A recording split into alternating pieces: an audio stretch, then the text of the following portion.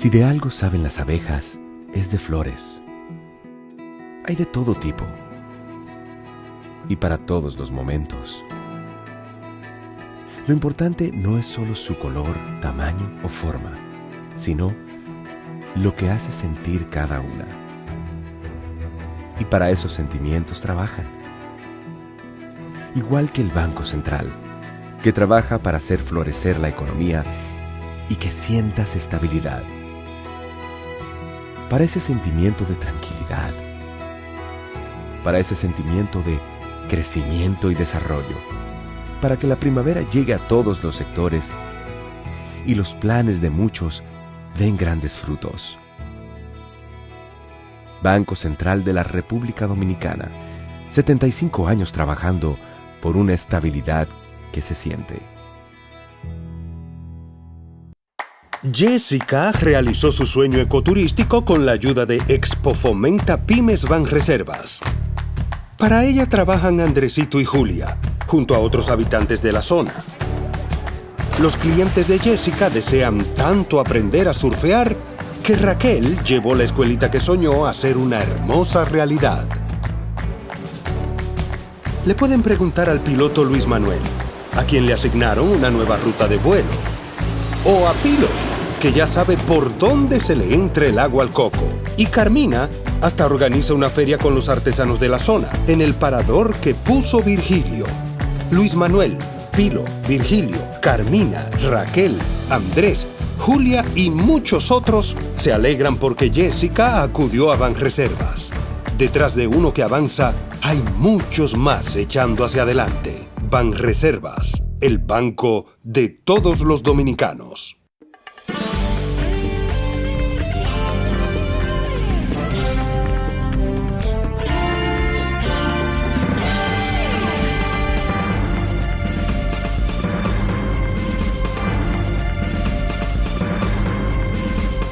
Muy buenas tardes, amables televidentes. Bienvenidos a su cita diaria, crepuscular y nocturna en Teleimpacto, que es al final de la tarde despidiendo el sol y comenzando la noche.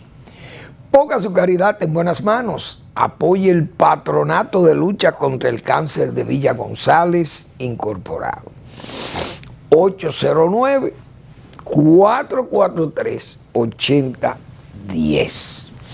El Hogar Escuela Santo Domingo Sabio también es otra institución muy respetable, muy apreciada por la familia dominicana, porque es una institución dedicada a evitar que los jóvenes que están en alto riesgo caigan en la delincuencia. Este centro los forma con la orientación de los salesianos de la Iglesia Católica, gente históricamente dedicado a la formación de jóvenes. Así que esas son instituciones que hay que darle apoyo. Avenida Independencia, casi esquina Avenida General Gregorio Luperón en Santo Domingo. Bueno, vamos a dar inicio al programa en esta semana que ya comienza con muchas actividades políticas, porque estamos cerca ya de las elecciones de mayo, elecciones vitales, donde se va a cambiar o no el régimen actual. La democracia permite elecciones cada 4 años y hay que hacer esas elecciones y tratar de hacerla con la mayor transparencia y limpieza. Vamos a hablar de eso más luego. Mientras tanto, en la economía hay que destacar la llegada en el mes de enero de más de 800 millones de dólares de remesa al país, que son números respetables, porque sigue ese ritmo ascendente, subió algo más, algunos dólares más que en el 2023, el enero del 2023. Es decir, que 2024 pinta bien. remesas de 870, creo 72, algo así, millones de dólares en el mes de enero de 2024. Vamos a ver si tengo el número preciso para uno no dar cifras que no sean correctas, porque hay que decir las cosas con propiedad, como dicen. Vamos a ver qué nos dice Jonathan aquí, nuestro querido amigo Jonathan. El flujo, vamos a ver. El internet está medio lento el mío, pero sale a flote. Vamos a ver qué dice el banco para dar datos concretos. 874.1 millones de dólares en enero de 2024. En enero del 2023 fueron 802 millones de dólares. Es decir, que ha habido una diferencia de 72.1 millones de dólares o una variación relativa de 9.0%, 9%. Ese dato es importante porque el flujo de dólar estabiliza la tasa de cambio, que es un factor muy peligroso para fines de inflación, porque todo el mundo sabe que cuando el dólar levanta hay que quitarse el sombrero. Verbigracia, te va por Cuba, te va por Argentina y eso es terrible.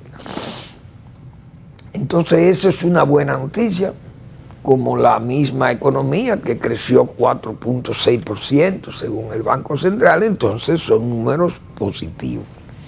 Ojalá las cosas puedan seguir bien, porque ese es un plano de vital importancia para la sostenibilidad dominicana, de su economía y de su estabilidad, mejor dicho, macroeconómica. La inversión extranjera es importante. Vamos a ver qué comportamiento pueda tener comenzando el año. Muy difícil poder evaluar tal vez esas cosas, pero el banco tiene las referencias. Hay mucha inversión en turismo. Ver las zonas francas, cómo están, las exportaciones tienen que mejorar. Hemos tenido algunas caídas en las exportaciones, pero esos son factores decisivos. El petróleo del Brent, que es el petróleo europeo ligero, que le llaman ligero europeo, ese petróleo cerró el precio para entrega en marzo o en mayo, no sé si para mayo, sí, 83,19 el barril de petróleo, el Brent. Pero nosotros fijamos los precios de nuestro combustible con el de Estados Unidos, que es el WTI. Ese cerró a 79,30 para entrega en abril. Eso son números peligrosos también, porque el petróleo casi a $80. Estuvo a $80 la semana pasada. No es bueno, porque nuestra economía todavía tiene fuerte dependencia de ese señor que se llama petróleo. El petróleo de la OPEP, creo que está a $81. Eso tienen otro precio también. Es decir, que a $80 el petróleo es fuerte. No es que no se viva, porque hemos vivido con petróleo a 145, 147 dólares el barril, que lo hubo aquí en el 2008. Pero a la gente se le olvidan esos tiempos malos. Bueno, entonces, lo que sí nos preocupa, a mí me preocupa, porque yo vengo de la escuela decimonónica, como dicen, de la escuela de Balaguer, de los no endeudadores. En el siglo XIX, el país, hemos dicho muchísimas veces aquí, desde Harmon, pasó humillaciones enormes, enormes, las peores, porque tuvimos dos personajes verdaderamente negativos, siniestros para las finanzas públicas, que fue el general Buenaventura Báez Méndez y el general Ulises Heró y Lever. Estos dos personajes endeudaron el país y hay que ver los tollos que hizo, porque por lo menos Báez era un hombre ilustrado y tenía sabía manejar mejor esas cosas, pero Lili era muy astuto también, pero fue ataburdo. Se unió a comerciantes locales y a banqueros delincuentes del extranjero y comenzó a hacer empréstitos y a hacer tollos y a el patrimonio, despatrimonializar el Estado Nacional.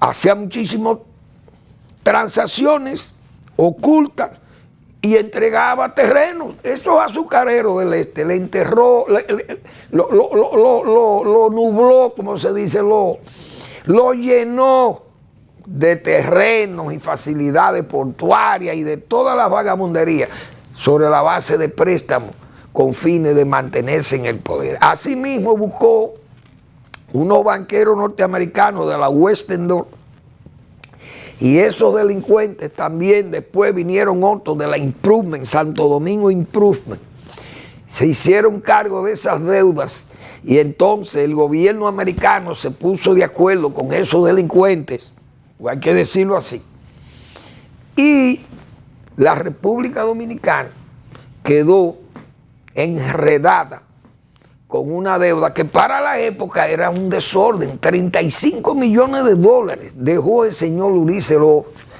después que aquella tarde del 26 de julio del año 1899 el rostro del general Ulises Heró dejó de mirar la realidad en Moca porque fue víctima de ese atentado que lo ajustició.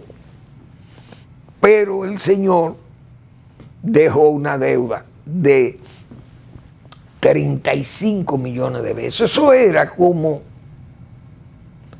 eso venía siendo, yo creo que como 20 veces la deuda dominicana. El presupuesto nacional de la época. Imagínense el presupuesto de la época. Era un presupuesto pequeñito, un país como este. Y esa deuda era imposible prácticamente pagarla. Pero eso trajo una desestabilización tremenda en el país y una intervención norteamericana más luego, para preservar todas esas cosas y bueno.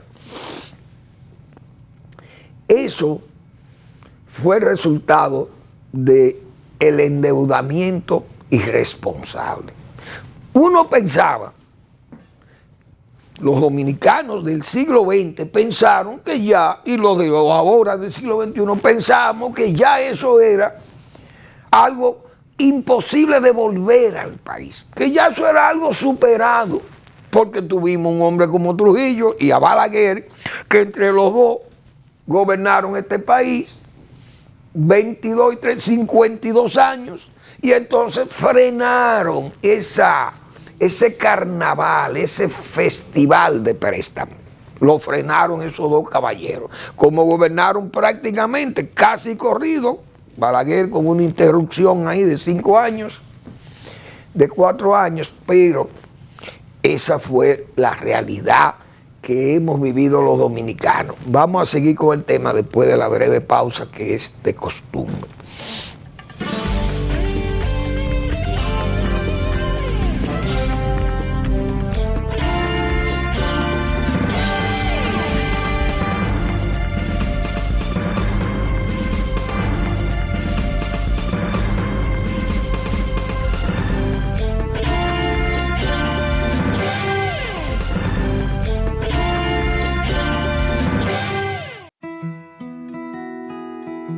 Si de algo saben las abejas, es de flores.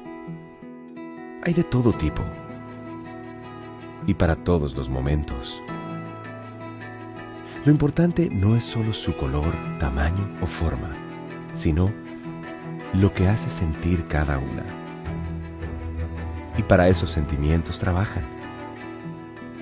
Igual que el Banco Central, que trabaja para hacer florecer la economía y que sientas estabilidad. Para ese sentimiento de tranquilidad, para ese sentimiento de crecimiento y desarrollo, para que la primavera llegue a todos los sectores y los planes de muchos den grandes frutos. Banco Central de la República Dominicana, 75 años trabajando por una estabilidad que se siente. Jessica realizó su sueño ecoturístico con la ayuda de Expo Fomenta Pymes Banreservas. Para ella trabajan Andresito y Julia, junto a otros habitantes de la zona. Los clientes de Jessica desean tanto aprender a surfear que Raquel llevó la escuelita que soñó a ser una hermosa realidad. Le pueden preguntar al piloto Luis Manuel, a quien le asignaron una nueva ruta de vuelo, o a Pilo, que ya sabe por dónde se le entra el agua al coco, y Carmina hasta organiza una feria con los artesanos de la zona, en el parador que puso Virgilio. Luis Manuel, Pilo, Virgilio, Carmina, Raquel, Andrés, Julia y muchos otros se alegran porque Jessica acudió a Banreservas. Detrás de uno que avanza, hay muchos más echando hacia adelante. Banreservas, el banco de todos los dominicanos.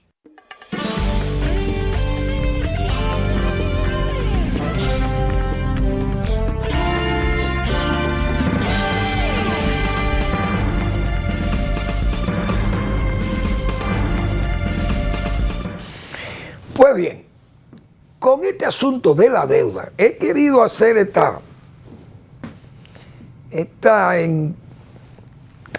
este prólogo, vamos a llamarle así, porque pensábamos que ya esto eran cosas que, aunque el gobierno o los gobiernos que hemos tenido después de Balaguer, aunque han endeudado, pero tenían cierto, diríamos, tenían como cierto, no voy a decir respeto, pero sí algunas aprensiones sobre cuidado, que no nos podemos endeudar así de tal forma, porque vimos lo que pasó en el periodo 2000-2004, que fue como una advertencia.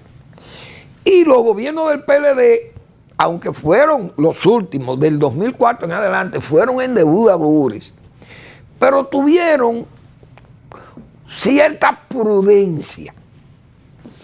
La deuda, según el Centro Regional de Estrategias Económicas Sostenibles, CREES, que se llama ese centro dominicano, que está aquí, son un grupo de economistas dominicanos que trabajan.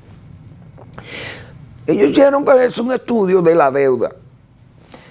Y del 90 al 2000, la deuda externa se redujo 28%. Es decir, entre Balaguer y Leonel Fernández, ese periodo 96-2000, Balaguer y Leonel, 90-2000, redujeron la deuda externa en un 28%. Pero Balaguer, básicamente Balaguer, hombre prudente y comprometido con esa política de no endeudamiento y plantar desarrollo a base de recursos propios, de los recursos del gobierno dominicano, de sus recaudaciones y los negocios que tenía el Estado, porque el Estado tenía el CEA y todas esas empresas que dejó Trujillo. Era un Estado que tenía bienes de producción y generaban ingresos, y bueno, pues Balaguer tenía recursos y lo usaba racionalmente.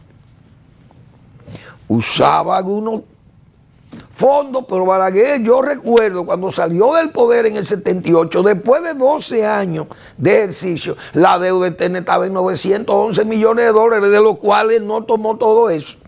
Porque en el lapso del 61 al 66, aquí hubo también Yo creo que alrededor de 200 millones de dólares estaba la deuda. Y Trujillo creo que dejó algo de deuda también, al final, porque tenía las sanciones y todas esas cosas.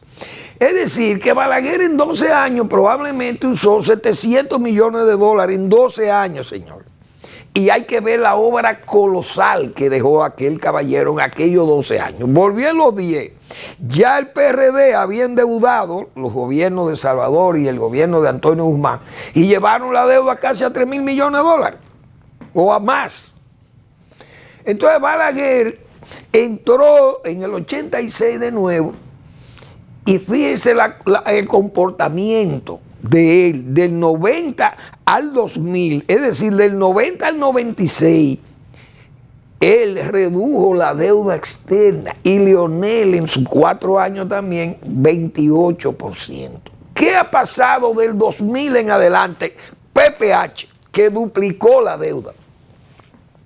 La deuda, según ese centro regional, ha crecido 1.500%, señores. Oigan qué manejo tan demencial del país.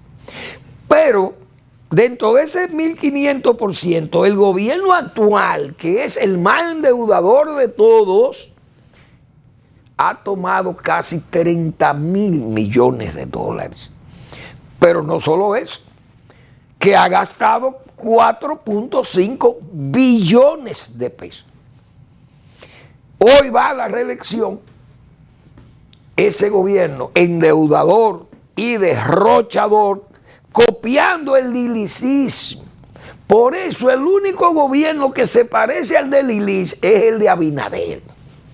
Hoy un gobierno sumamente endeudador, y eso hay que destacarlo. ¿Por qué?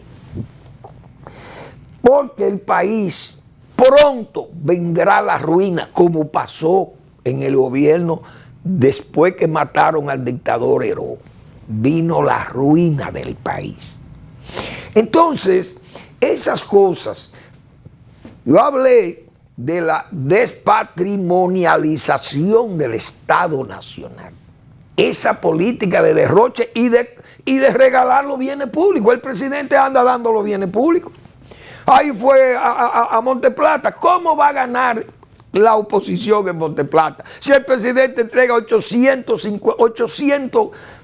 no recuerdo cuántos títulos, más de 800 títulos de propiedades, de parcelas, solares, viviendas, bienes públicos? Pero Abinader no ha puesto un peso de eso, ni su gobierno se ocupó de buscar esos bienes los recogió Trujillo, señores, a base de palos, de balas, de puñaladas, de abusos y del tiempo de Heró, lo que quedó. Y esos bienes del Estado, este gobierno lo está repartiendo y ha entregado más de 60.000 títulos definitivos. Es decir, ha ido sacando el patrimonio estatal. Lo ha disminuido y lo va a llevar a cero prácticamente, buscando la reelección. Ulises Heró hacía eso. Entonces yo tengo que recordar aquellas 2 goletas, porque la historia de este país es terrible. Las famosas goletas de Lili. Aquella goleta que contrató Lili y que el señor Abinader, el presidente Abinader anda con esas goletas. La goleta de Martín, señor, y la goleta de Wenceslao Polanco. Que Ulises Heró, señores, astuto como Heró, sabía que estaba perdiendo las elecciones en Barahona, que la candidatura de Moya, Casimiro Nemesio de Moya y Francisco Gregorio Villini, que era una candidatura del general Luperón, y Lili llevaba la candidatura de él y de Segundo Inver del Monte, creo que era el apellido de él, el hijo del general José María Inver. Y ¿cómo era ese apellido de este hombre? Duplessis, algo así, Duplessis. Bien, el asunto es que Heró dijo, bueno, yo tengo que buscar una estratagema para ganar las elecciones en Barahona. ¿Y cuál fue? Contrató la goleta de Martín Senior. Mire, Martín, usted va a llevar estos 8 barriles uno lleva un barril lleno de borocota, como dicen, de moneda o de papeleta, y hay 7 más que van llenos de piedra. Hoy, 8 barriles. Se apareció ese señor en Barahona con esa goleta. Y los barriles decían: para entregar a la comisión política de la candidatura de Moya Gregorio Villini. Llegaron esos dineros, llegaron al muelle de Barahona, y eso era el cuchucheo, como se dice, y todo el mundo. ¿Y que para quién? Que mire, eso, no, pero eso es para los líderes del partido de la candidatura de Moya. Entonces, todo el que iba a preguntar, Lili le dijo a Martín: mire, Martín, todo el que pregunte por el dinero, que quiere ver dinero, enséñele el que tiene el dinero. Pero que usted no puede entregar ese dinero, que la persona que va a recibir ese dinero recibió las instrucciones desde Santo Domingo, desde la capital. Y usted, todo el que vaya a preguntar, usted le enseña eso. Muy bien.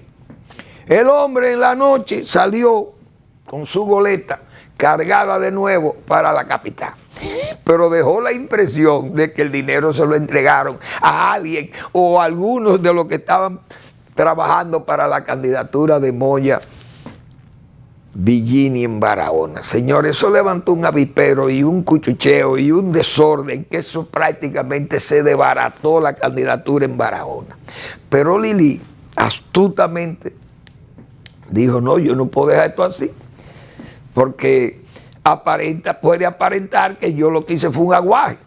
Y mandó la goleta de Wenceslao Polanco. Mire, Wenceslao, usted lleva 4 tanques cargados, y eso iban cargados de dinero los 4, dirigido al comité, a la comisión política de la candidatura Heró Inver.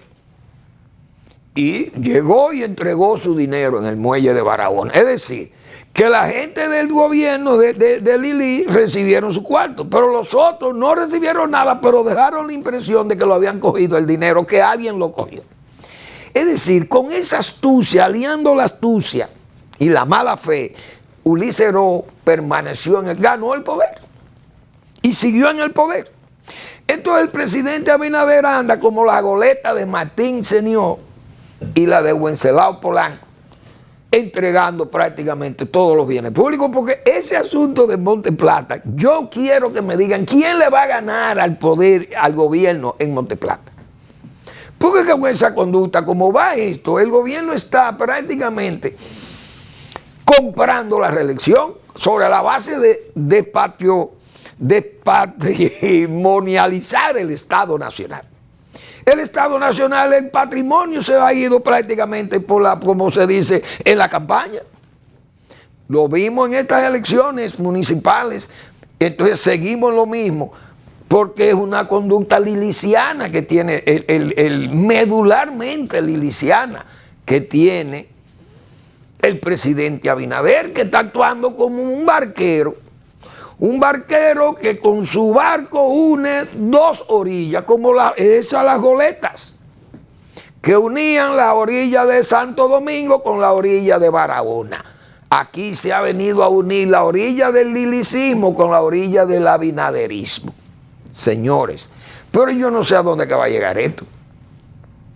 El gobierno, aquí tiene que haber una especie de higiene democrática, como se dice, higiene de la democracia, porque nosotros no podemos seguir buscando una reelección sobre la base de entregar los bienes. Yo he dicho aquí, Balaguer fue a las reelecciones todo el tiempo, pero Balaguer no entregaba ese patrimonio del Estado así, y entregaba parcelas, pero eran parcelas familiares, como bien de familia. Nadie podía vender una parcela de esa y tenía una ley para protegerla que no se vendiera. La ley 145 de reforma agraria. ¿Qué regalaba Balaguer? Comida. Bueno, que le regalen comida a la gente. El gobierno tiene sus programas, plan social, tiene el programa de los comedores económicos. Muy bien, porque son urgencias materiales. El hambre es una urgencia material también de la gente que necesita comer. Pero si esto sigue como va, es la ruina que le espera al país, porque la deuda externa es similar a como pasó con Heró. Y pronto, dice Manuel Fermín, pronto vendrá la ruina, porque en el 2000-2004 todo el mundo sabe aquí que aquí hubo 2 defaults del gobierno de Hipólito Mejía, que no pudo cumplir con el acuerdo del Fondo Monetario Internacional. Y aquello fue la debacle que la gente sabe en el estado expirante que quedó el Estado Nacional. Vamos a la pausa.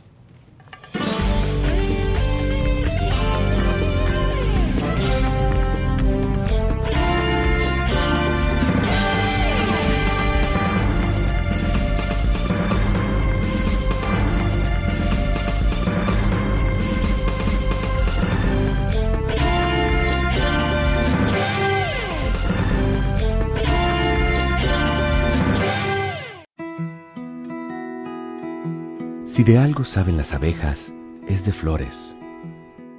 Hay de todo tipo y para todos los momentos. Lo importante no es solo su color, tamaño o forma, sino lo que hace sentir cada una. Y para esos sentimientos trabajan. Igual que el Banco Central, que trabaja para hacer florecer la economía y que sientas estabilidad. Para ese sentimiento de tranquilidad, para ese sentimiento de crecimiento y desarrollo, para que la primavera llegue a todos los sectores y los planes de muchos den grandes frutos. Banco Central de la República Dominicana, 75 años trabajando por una estabilidad que se siente. Jessica realizó su sueño ecoturístico con la ayuda de Expo Fomenta Pymes Banreservas. Para ella trabajan Andresito y Julia, junto a otros habitantes de la zona. Los clientes de Jessica desean tanto aprender a surfear que Raquel llevó la escuelita que soñó a ser una hermosa realidad. Le pueden preguntar al piloto Luis Manuel, a quien le asignaron una nueva ruta de vuelo, o a Pilo, que ya sabe por dónde se le entra el agua al coco. Y Carmina hasta organiza una feria con los artesanos de la zona, en el parador que puso Virgilio. Luis Manuel, Pilo, Virgilio, Carmina, Raquel, Andrés, Julia y muchos otros se alegran porque Jessica acudió a Banreservas. Detrás de uno que avanza, hay muchos más echando hacia adelante. Banreservas, el banco de todos los dominicanos.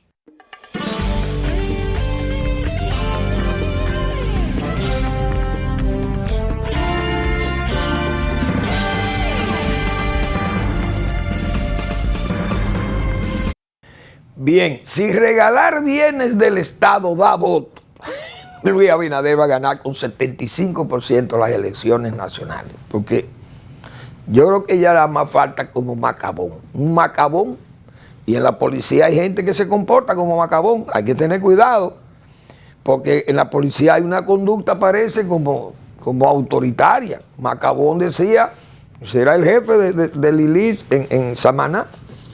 Pero Macabón era un hombre que decía, no, aquí hay que respetar la democracia y la gente tiene todo el derecho de votar libremente. Pero hay de aquel que no vote por el general Heró. Oigan qué democracia.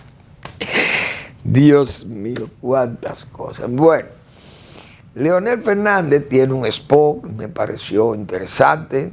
Parece que Leonel viene duro, parece que no piensa seguir cocinando con agua tibia.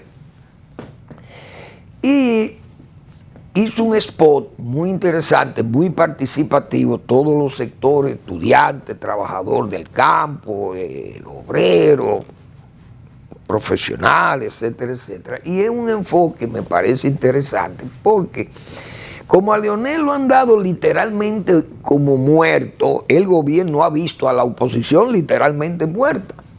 A Leonel también. Y hasta ha sido objeto de burla Leonel Fernández, que bueno, sacó 500 y pico mil votos, pero creció 330% con respecto al 2020. El PLD, que quiso envalentonarse porque tuvo 200,000 votos más que la Fuerza del Pueblo, pero el PLD bajó un 30% con respecto al 2020. Es decir, uno no sabe ahora qué va a pasar. Ahora puede pasar, está subiendo Leonel, va a subir Leonel.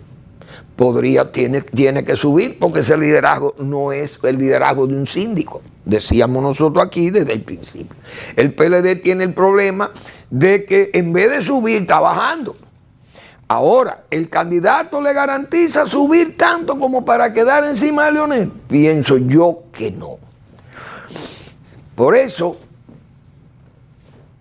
doy como seguro que Leonel quedaría segundo, por la proyección de él como candidato, como presidente de la República, 3 veces, su oficio presidente de la República.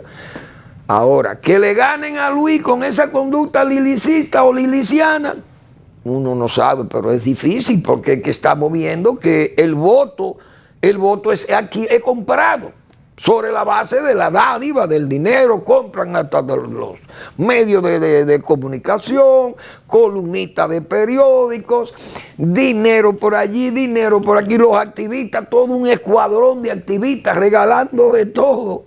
Es difícil que la oposición pueda superar todas esas cosas, para además un pueblo carente de conciencia nacional y de lo que es el Estado, un pueblo que lo que está acostumbrado a ver el populismo y el clientelismo desde el poder, el dinero a borbotones y préstamos y cogen dinero de allí y se entrega el patrimonio y aerodón y uno no sabe. Entonces aquí se hablaban muchas pamplinas de la capitalización, pero ahora se está entregando todo al sector privado también. El monorriel de Santiago, digo yo, eso es del Estado. Yo voy a averiguar si eso es del Estado o es privado, porque eso se está hablando mucho del monorriel, pero uno no sabe quiénes son los dueños del monorriel. Uno no sabe si eso es del Estado. Tengo que averiguar. El asunto es que Leonel Fernández en su spot parece que está dispuesto a echar esa pelea. Y tiene que ser así porque con agua tibia no se cocina, decía Maximino Canelo. Entonces veo que en ese spot, que le puede ayudar mucho, repito, que está muy bien logrado, hay una participación de mucha gente, muy participativa.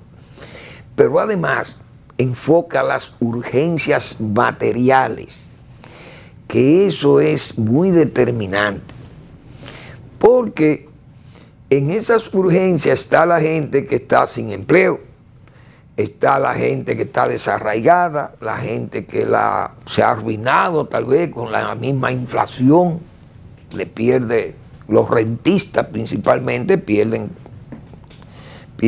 como diríamos, pierden su patrimonio. La gente que pasa hambre, porque ese es uno de los enfoques que tiene Leonel Fernández, que ha enfocado su crítica sobre la base de los malos servicios, la calidad de los servicios, el costo de los alimentos, el costo de los combustibles, de los medicamentos, y esas son urgencias materiales. Entonces parece que el enfoque siempre va a seguir ahí de Leonel Fernández. Hay que esperar. Leonel es consciente, como decía el filósofo, un filósofo marxista. ¿Cómo era que se llamaba este hombre? Bloch, Ernst Bloch, que él dijo una expresión genial. Dijo: el estómago es la primera lámpara que reclama su aceite. Y Balaguer, que digo yo, que siempre me gusta citar a Balaguer, Balaguer tiene que haber leído a Bloch. Ese señor que debe haber sido alemán, tal vez, Ernst Bloch, o austríaco quizás, pero el nombre parece de alemán. Filósofo marxista. Porque Balaguer siempre en su gobierno le dio importancia al estómago, que siempre yo he mencionado que Balaguer era un político que pensaba en que el dominicano había que complacerle el estómago o el corazón. Pero Balaguer le complacía el estómago, porque sabía las deficiencias y los problemas de hambre y de pobreza que había en el país. Y que el nivel de vida eran 52 años cuando llegó al poder. Entonces, Leonel Fernández está enfocado en ese tema y el gobierno tiene que No sé cómo va a seguir, cómo va a resistir este festival de gastos, porque esto es una cosa de loco. El gobierno está gastando un dineral del PRM. Pero vamos a ver si el pueblo se empodera y dice, no importa la masa de dinero que se lance, el voto va a ser pensado. Vamos a ver, pero se va a exigir, como se dice, se va a exigir higiene democrática, porque no se puede seguir sobre la base de repetir el lilicismo. Eso es lilicismo puro. El gobierno está actuando medularmente como el lilicismo del siglo XIX, idéntico, tal vez con menos astucia que la que tenía aquel señor, porque Lili era un hombre muy astuto, repito. Pero no se puede llevar la goleta de Martín, de Martín Señor y la goleta de Wenceslao Polanco. El presidente no puede andar montado en esas dos goletas, digo yo, recordando, haciendo esa pequeña excursión por los tiempos del general Ulises Heró. Terrible tiempo para la República post su muerte, que trajo tanta desgracia al país. Esa es la pura verdad. Y aquello eran 35 millones de dólares, señores. Óigase bien. Que Cáceres redujo esa deuda un 50% cuando se negoció esa deuda con los agentes norteamericanos y todo eso.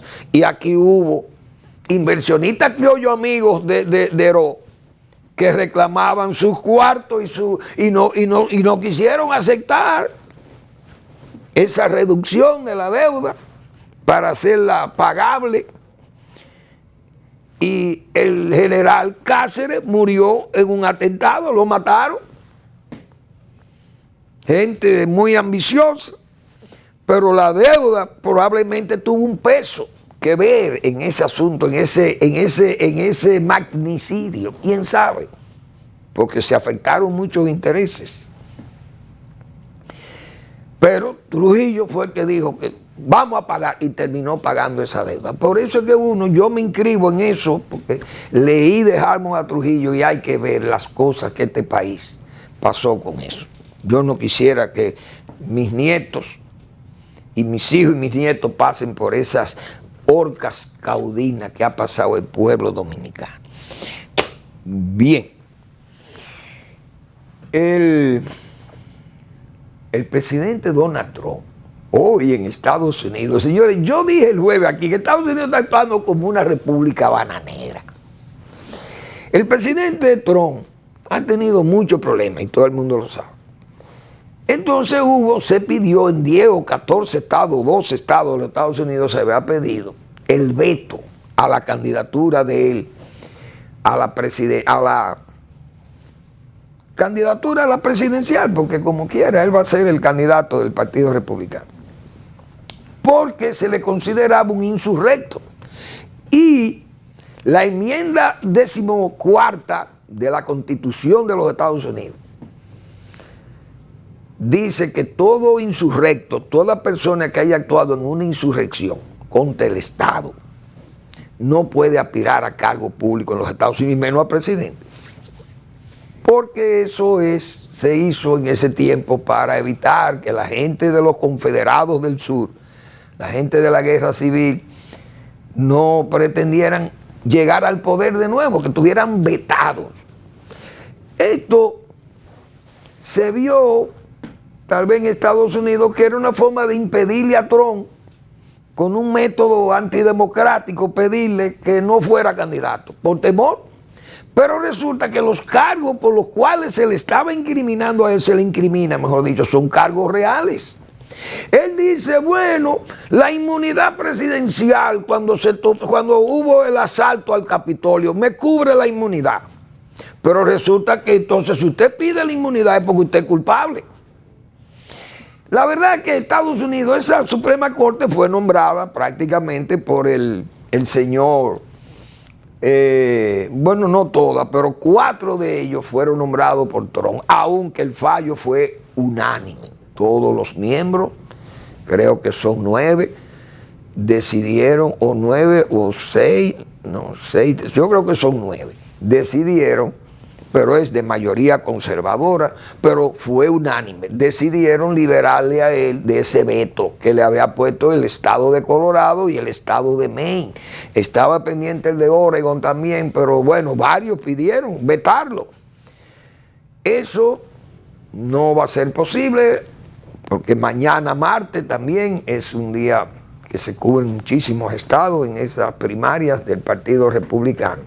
Pero Trump es un hombre dinamitero y tiene más cargos, porque por ejemplo se cree que Trump, porque pide que hubo un fraude en las elecciones, no es que hubo un fraude, él puede alegar que hubo un fraude, lo malo es que él presionara para que se creara una condición de que verdaderamente hubo un fraude y que se cambiara la decisión tomada por los pueblos donde se votó, los estados donde se votó, como el de Georgia, y él influenciando a los funcionarios para que variaran ese resultado. Eso lo incrimina. Igualmente el caso del Capitolio, ahí hubo muertos. Entonces, ese del Capitolio no es que él pida que, mire, me hicieron fraude. Muy bien, él tiene el derecho a pedir que le hicieran fraude. Lo malo es que usted llame y presione al vicepresidente para que niegue la calidad de la elección que se ha hecho. Eso es lo que lo incrimina. Pero la Suprema Corte de Justicia actúa como una suprema bananera, de una república bananera. ¿Por qué se toman esas decisiones? Porque Trump fue el que nombró la mayoría de todo eso. Es una mayoría conservadora. La verdad es que en Estados Unidos necesita también, ahí se necesita la higiene democrática, como va ese país, porque las cosas que se vieron ese 6 de enero en los Estados Unidos, no es verdad que Donald Trump se podría liberar de esa acusación de insurrecto, porque él fue el que le dio fuerza a esa insurrección. A mí me tiene eso como dominicano, sin cuidado, como dicen, porque esos son asuntos de los norteamericanos, pero es que las políticas de Washington influyen en el mundo entero, en este país, por donde sea, porque ese país es el centro, como yo he dicho, como hiperpotencia, es la más atrayente de la historia y la más seductora de las hiperpotencias, y además es el centro del núcleo de la globalización. Es Estados Unidos. De los 4 bloques o puntos de la globalización, Estados Unidos los cumple, como yo he dicho aquí, lo militar, lo económico, financiero, lo cultural y hasta lo medioambiental. Entonces Estados Unidos es un país que pesa mucho en el mundo entero, y más con nosotros, que estamos al lado de ellos,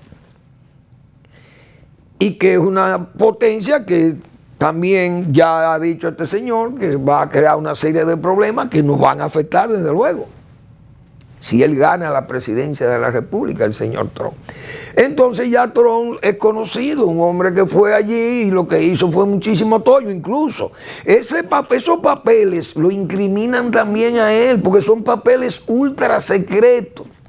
Los documentos que se llevó particularmente son cosas ultra secretas del Estado norteamericano, y todo eso lo han obviado para que el hombre vuelva a la Casa Blanca con ese racimo, como se dice, ese lastre, cargado con ese lastre que lleva el señor Trump, volver a la presidencia de los Estados Unidos. Un hombre cargado de resentimiento, uno no sabe qué es lo que va a pasar ahí. Incluso con esa amistad con el señor Putin, que es ya, eso es una verdadera vergüenza, las relaciones que tiene, porque hay algo que lo incrimina y que esta gente, los rusos, lo saben, digo yo. Gracias por su atención. Nos vemos mañana en otra entrega de Al Final de la Tarde, despidiendo el sol y comenzando la noche.